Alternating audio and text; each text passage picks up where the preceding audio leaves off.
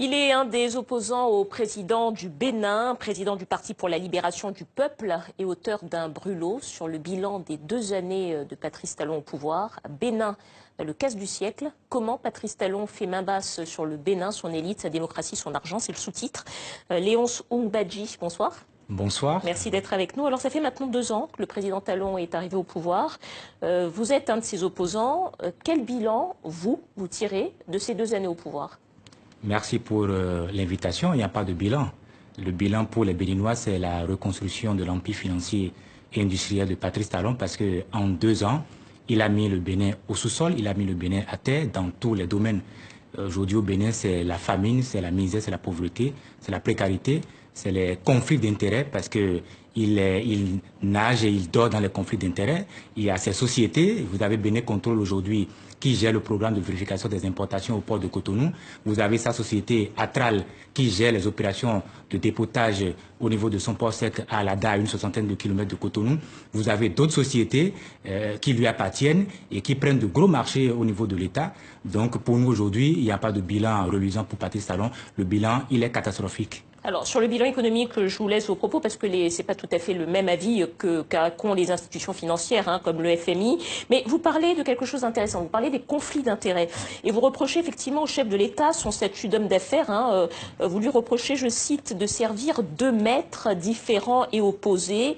L'un au service de l'accumulation personnelle de capitaux et l'autre élu pour garantir la légalité ainsi qu'une redistribution plus juste des richesses.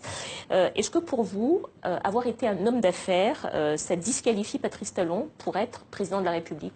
Mais absolument, il gère le Bénin comme sa société.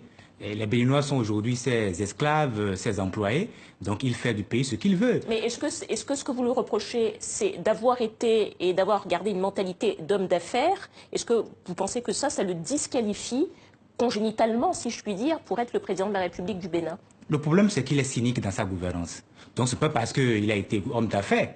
Le problème, c'est qu'il est cynique et il n'a pas de cœur, il est inhumain dans sa gestion du Bénin. Donc, exemple.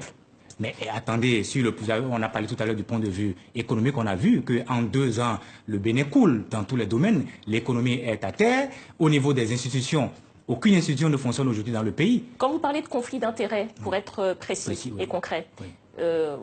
De quoi est-ce que vous parlez au juste? Qu'est-ce que vous lui reprochez précisément? Je vous ai donné un exemple tout à l'heure. Je vous ai dit que le port de Cotonou aujourd'hui, le programme de vérification des importations est géré par une société appartenant au chef de l'État.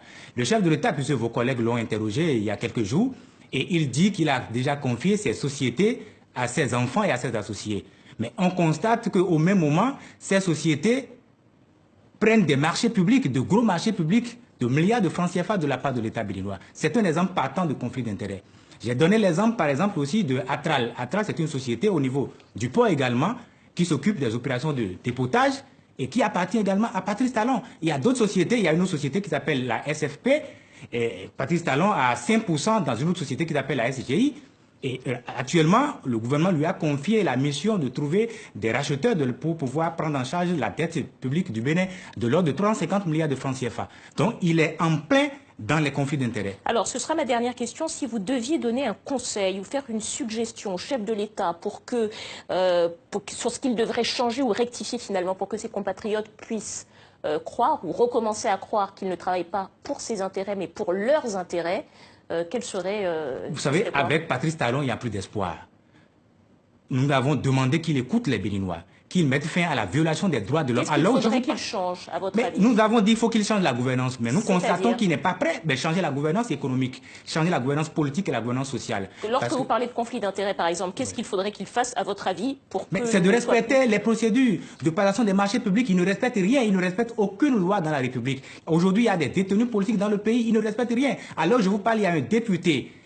Son immunité parlementaire n'est pas levée, mais il a été emprisonné, il était en exil ici à Paris, tout comme Léa Soglou et bien d'autres qui sont en exil à Paris. Il est rentré au pays et il a été arrêté dans son lit d'hôpital. Alors je vous parle, il est au CNHU et je ne sais pas si les choses ont évolué en temps. Sinon, des dispositions ont été mises en place pour le jeter en prison. Donc M. Patrice Talon ne respecte rien dans le pays, il ne respecte pas la Constitution, il ne respecte pas les lois de la République et c'est en cela que nous interpellons la communauté internationale pour que la situation du Bénin soit prise au sérieux avant qu'il ne soit trop tard. Léon Songbadji, président du Parti pour la libération du peuple, auteur d'un livre sur le bilan des 2 années de Patrice Talon au pouvoir. Merci à vous. Merci beaucoup. Voilà, c'est la fin de ce journal. Merci de votre fidélité. Excellente suite de programme sur TV5 Monde.